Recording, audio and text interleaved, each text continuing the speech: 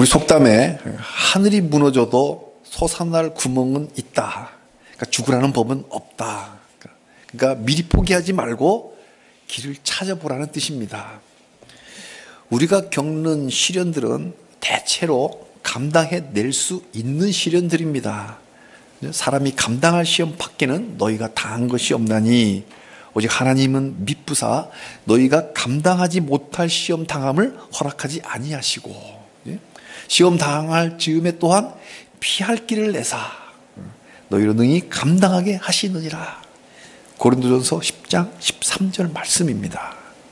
하늘이 무너져도 하늘의 하나님은 미리 피할 길을 내십니다. 우리가 할 일은 먼저 마음을 굳건히 먹고 그 길을 찾는 거예요. 포기하는 게 아니라. 하늘이 무너졌다고 마음까지 무너지면 안 된다는 거죠.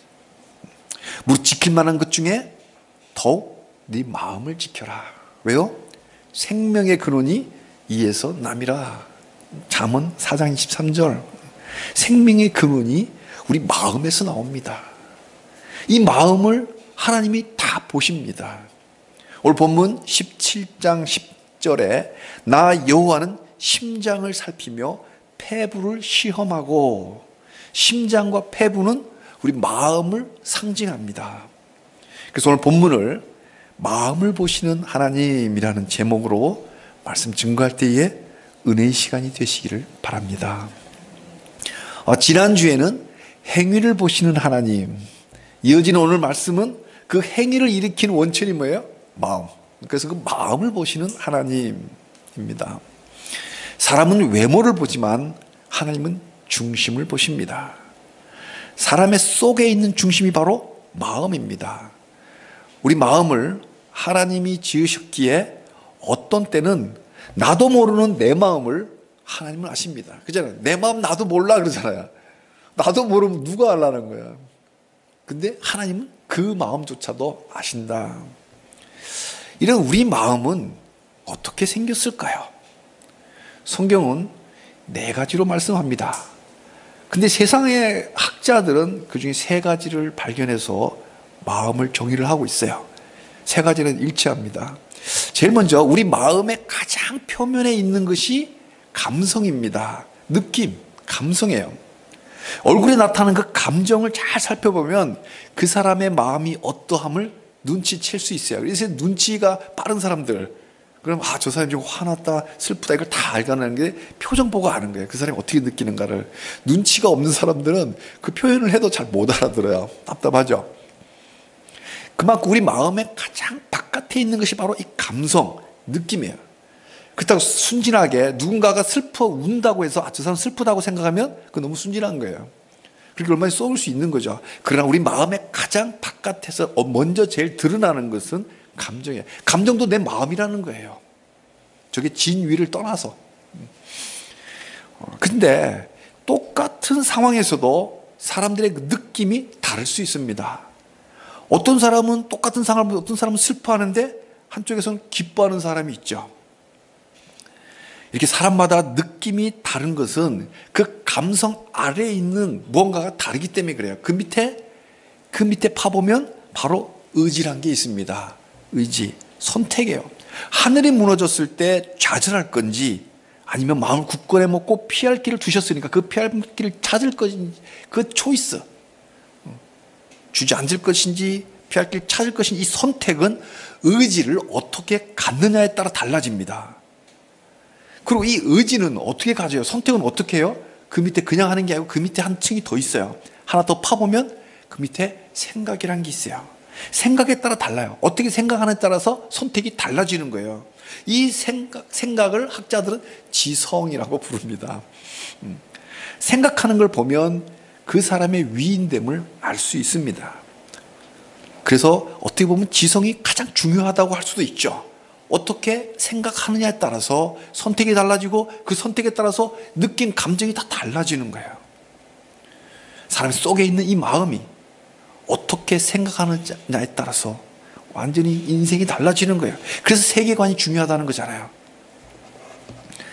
그래서 사람들은 이것을 흔히들 인격, 캐릭터를 이 퍼스널리티를 지정의라고 부르잖아요. 지정의. 뭐 이걸 뭐 지덕체 뭐 여러 가지로도 학교에서 이야기하는데, 이 지성과 의지와 감성이 우리의 인격이고 우리의 마음을 표시를 합니다. 그런데 성경은 하나 더 말씀합니다. 저 밑바닥에 하나 더 있다고 이야기해요. 우리 마음속 가장 깊은 곳에 영원을 사모하는 마음을 두셨어요. 전도서 3장 11절입니다.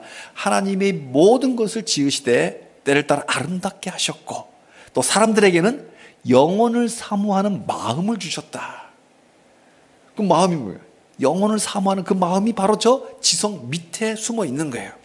우리 마음속 깊은 곳에 영혼을 사모하는 마음, 하나님을 사모하는 마음, 이게 막 갈망이에요. 갈망. 우리 마음의 텐트를 하나씩 거두면 가장 밑바닥에 갈망이 있어요. 이걸 어떤 사람은 불이라고도 표현해요. 불. 네 마음속에 있는 불이 뭐냐라고 생각을 합니다.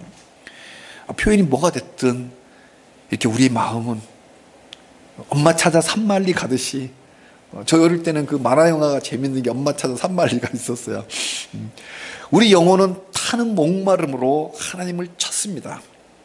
지난주에 우리 자매님이 나눠줬죠. 하나님을 찾아 갈망이 있다고. 그 마음을, 우리 마음이 이렇게 생겼거든요. 그래서 하나님이 이렇게 만드셨어요. 그래서 이 마음을 잘 지켜 영원한 생명 주시는 하나님 안에 거하시기를 바랍니다. 오늘 본문은 이스라엘 사람들이 마음을 지키지 못하고, 이 마음을 지켜내지 못하고 죄에 빠졌고 그 결과 심판이 임박했다는 경고의 메시지입니다. 하나님이 지으신 마음은 하나님을 사모하고 하나님을 갈망하는 마음인데, 이 마음 지키지 못하고 사탄에게 내어주니까 그 마음이 하나님을 떠납니다. 그 마음 가장 깊은 곳에 하나님을 사모하는 마음이 있는데 하나님 떠나버려요. 하나님을 버린 마음은 어떻게 될까요? 그럼 이 마음속에 핵이 빠졌잖아요. 첫째로 마음이 딱딱하게 굳어져서 완악해집니다.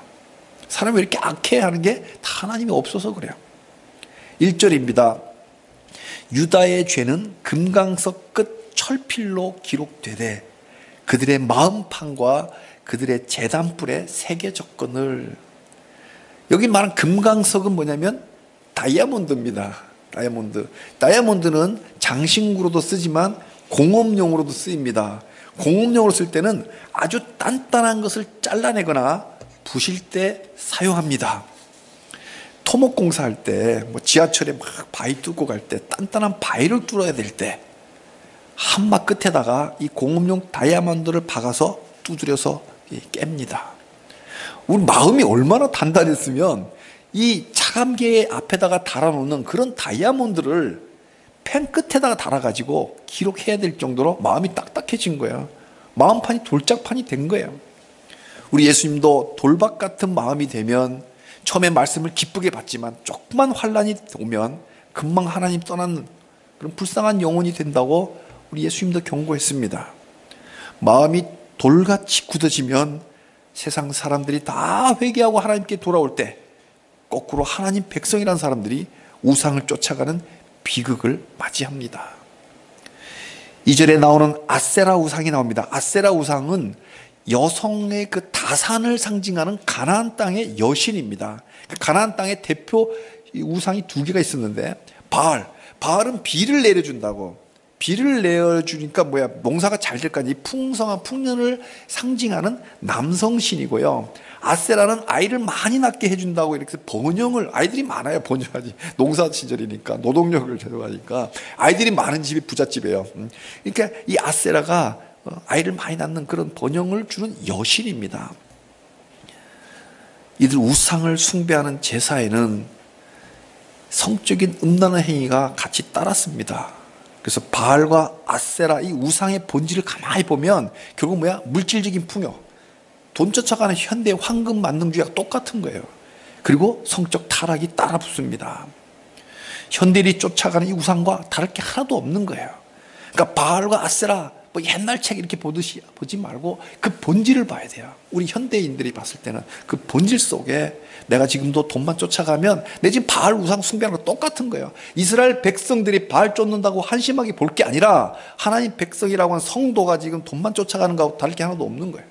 이러면 이 경고가 바로 나의 경고로 봐야 이 말씀이 살아있는 말씀으로 나에게 들려오는 거예요.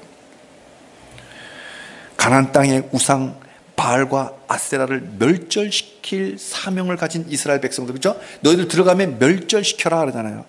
그 사명에 그 가증한 거 다 없애버려.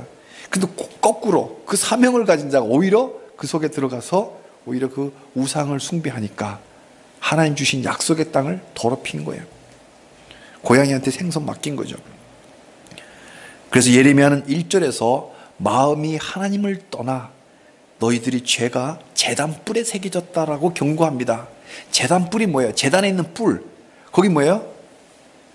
그 제물을 잡아서 피를 그 제단 뿔에다 발라서 하나님께 용서받는 그 은혜의 자리예요. 그 뿔에다가 죄를 새겨놓은 거예요. 그것도 다이아몬드 칼로 깊게. 그러니까 은혜의 자리를 조롱하는 거예요.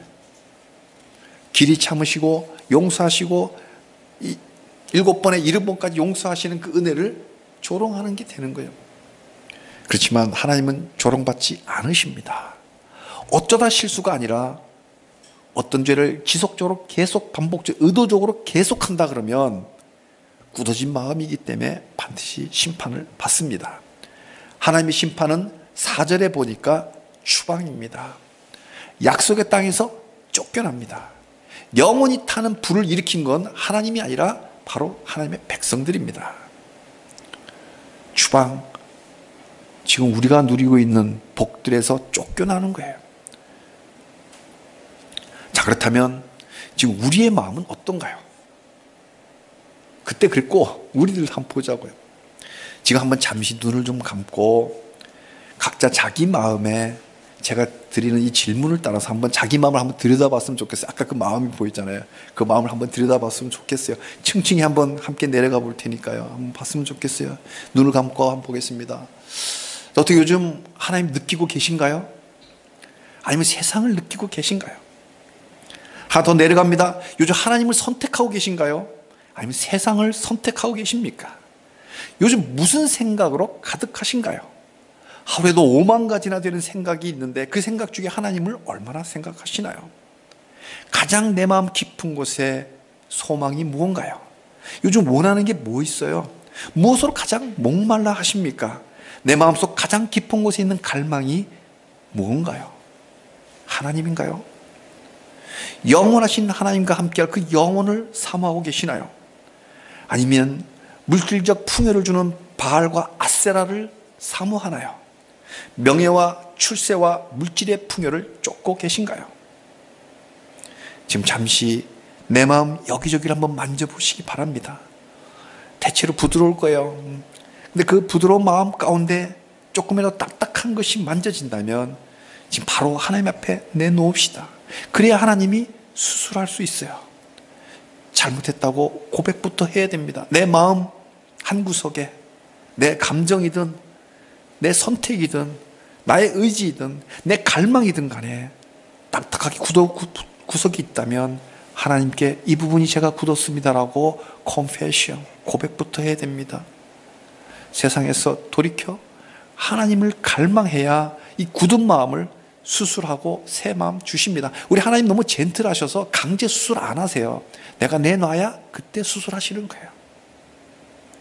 하나님이 약속하십니다. 에스겔서 36장 26절의 말씀을 지금 마음에 새기시기 바랍니다. 그 딱딱한 거 도려내고 하나님 주신 마음, 또 새 영을 너희 속에 두고 새 마음을 너희에게 넣어주리라. 너희 몸에서 돌같이 굳은 마음을 도려내고 살처럼 부드러운 마음을 넣어주리라. 아멘, 아멘. 자, 이제 눈을 뜨시기 바랍니다. 우리 고백 속에 그 순간 하나님이 수술하시고 새 마음, 새 살을 주십니다. 은혜 아니면, 이 은혜 아니면 우리가 살아갈 수가 없습니다. 돌처럼 딱딱한 마음을 도려내고 살처럼 부드러운 마음, 새 마음을 주시는 이 은혜만이 우리 영혼이 살고 우리 몸이 사는 유일한 길입니다. 이걸 영적으로만 해석하면 신비주의예요. 네 몸에서 돌 같은 망 도려내겠다. 우리 영혼만 살리는 게 아니라 우리 몸까지도 살려주시는 거예요. 이 은혜로 충만하시기를 주님의 이름으로 축복합니다. 아멘. 두 번째로, 마음이 하나님을 떠나면 그 마음이 황량해집니다. 쌩합니다. 5절에 마음이 여호와를 떠난 사람은 사람을 믿고 그 육신을 자기 힘으로 삼는 사람이에요. 하나님을 믿는 믿음에서 떠나니까 대신 사람을 믿습니다. 믿는 대상이 달라졌어요. 그러니까 모든 사람은 다 신앙인이에요. 신앙인. 다 신앙인인데 하나님을 믿느냐 사람을 믿느냐 믿는 대상만 다른 것뿐이에요. 그렇게 하나님 믿지 않고 사람 믿고 육신의 힘을 믿는 사람들 과연 행복할까요? 당장은 번영할 것 같아도 얼마 안 가서 황량해집니다. 육신을 따라 돈의 힘을 따르니까 우선은 돈이 있어 보이니까 잘 사는 것처럼 보일 수 있습니다. 그러나 그 마음은 사막의 떨기나무 같다고 5절에서 분명하게 말씀하십니다. 겉으로 보기에는 편안하게 보일지 몰라도 그 속마음은 평안하지는 않습니다. 편한 거하고 평안한 건 달라요. 돈 있으면 편합니다. 그렇지만 그 마음까지 평안하지는 않습니다. 사막이에요. 하나님으로 채워지도록 창조된 우리 마음에 하나님이 없으니까 사막일 수밖에 없습니다. 그는 간조한 곳, 건건한 땅, 사람이 살지 않는 땅에서 살리라고 경고합니다. 우리 한문에 익숙지지 않은 사람들은 참 이렇게 굉장히 어려운 말이에요. 간조한 곳? 이 간조한 곳이란 것은 뭐냐면 땡볕이 내리쬐는 그 바짝 마른 땅이에요. 습기 하나도 없는 땅땅한 땅, 뭐 연병장, 학교 운동장 생각하면 돼요. 그런 땅이 간조한 곳을 거기서 살 수 있겠습니까?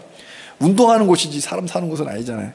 그리고 건건한 땅이라는 어려운 말이 나오는데, 건건한 땅은 소음기 많은 땅이에요. 소음기가 많으면 거기서 풀이 안 자랍니다. 그러니까 아무것도 자라지 않는 땅. 그래서 사람이 살지 않는 그 땅에서 혼자 외롭게 살아야 됩니다. 돈 많으면 뭐합니까?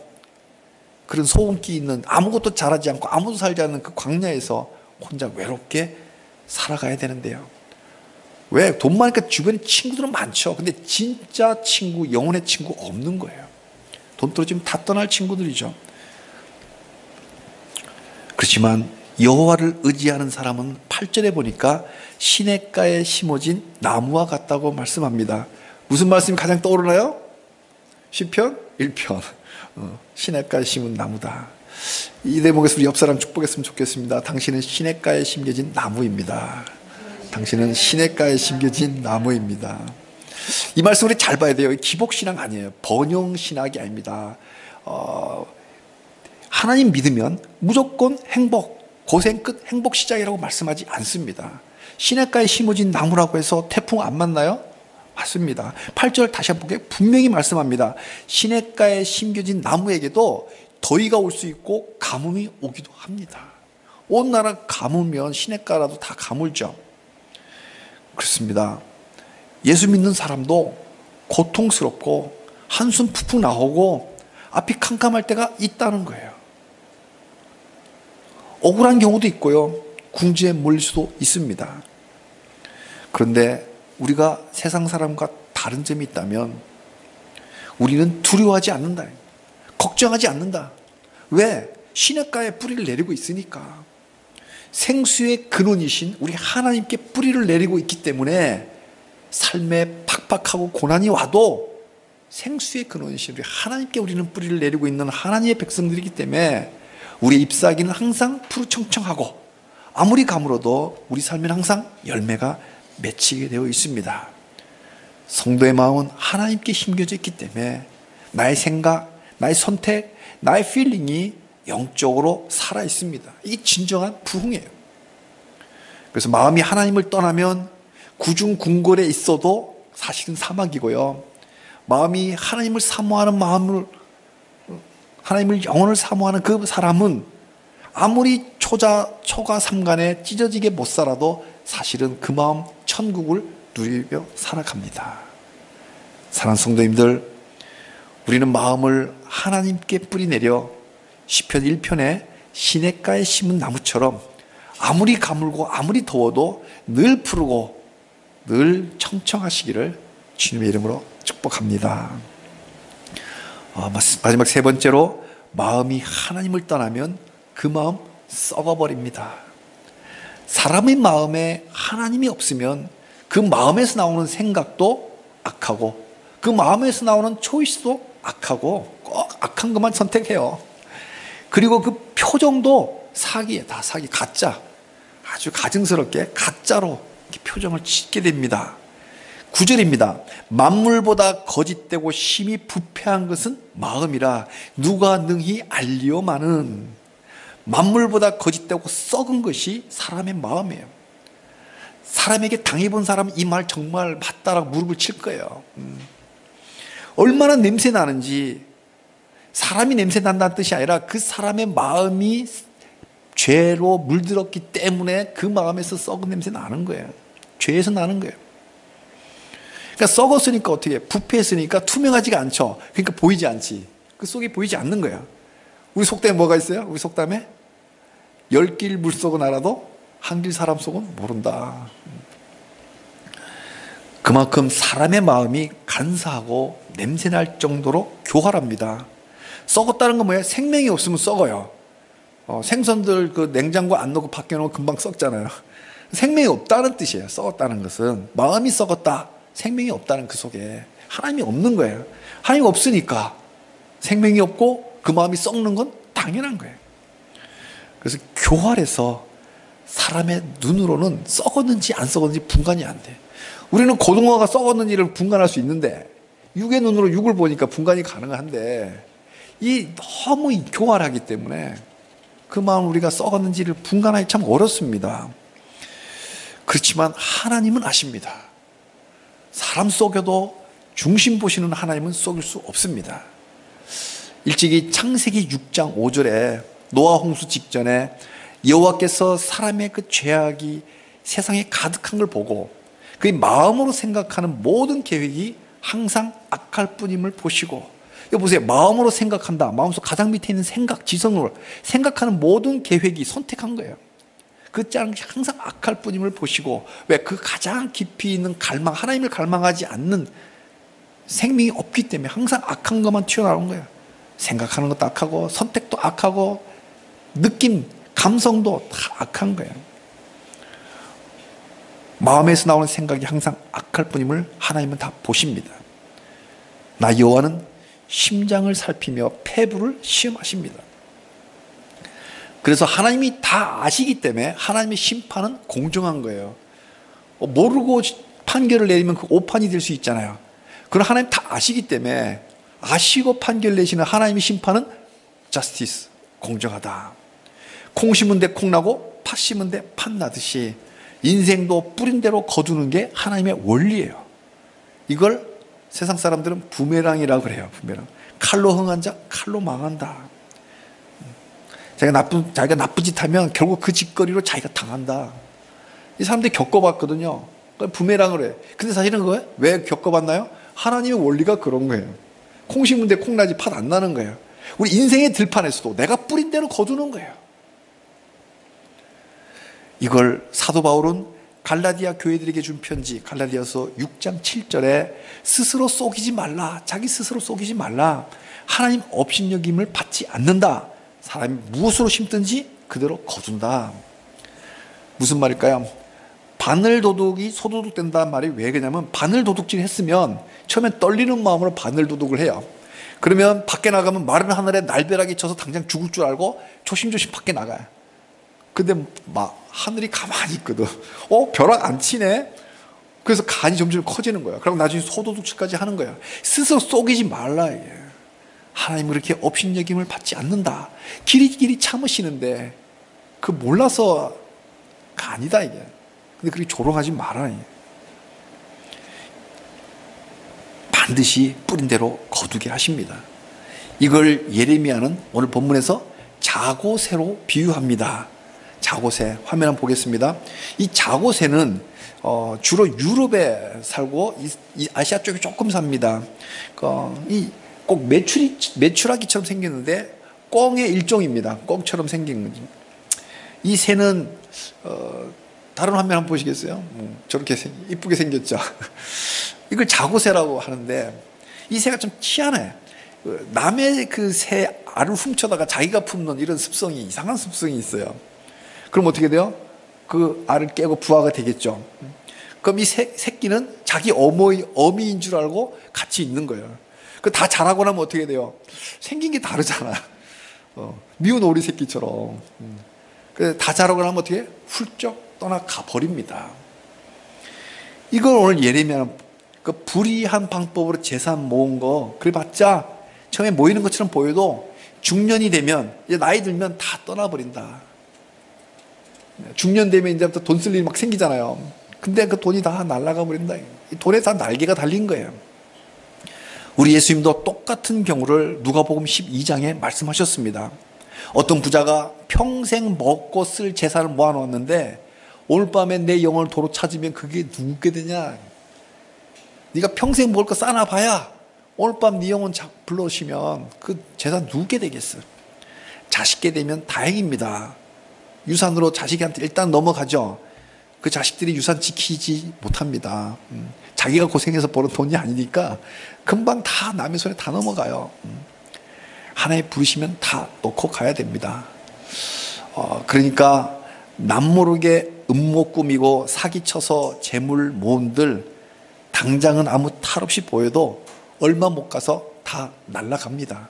이게 하나님의 법이에요.